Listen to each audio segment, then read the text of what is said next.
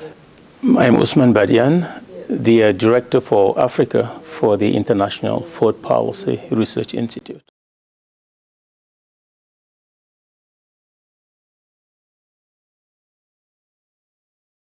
Regional trade, as we know, facilitate exchange between neighboring countries, allows the farmers to have bigger markets and entrepreneurs to tap into bigger demand to make money.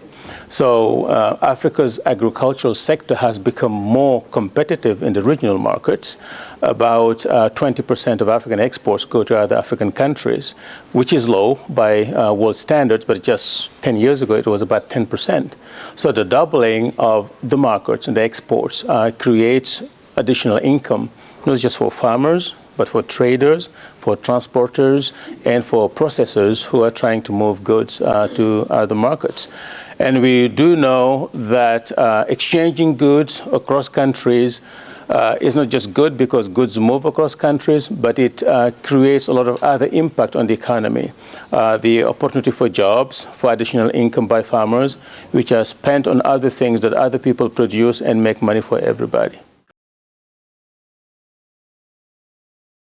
Let me start with the biggest opportunity. Then I'll talk about what the real issues are that IFPRI is trying to help resolve.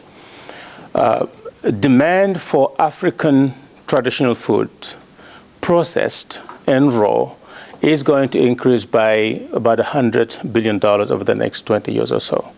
There are projections between 2005 and 2030 that was going to be adding another $100 billion in terms of overall demand of staples, processed or raw in Africa.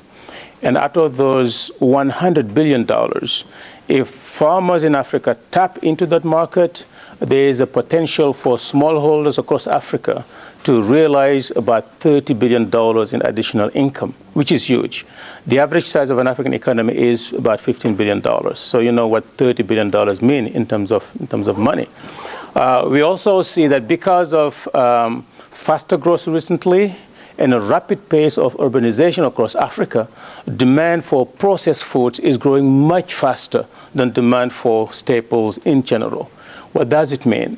The opportunity for business creation, for growth, for employment, in distribution, in packaging, in processing, and what have you. So this has a capacity and a potential for transformative changes across the African economy.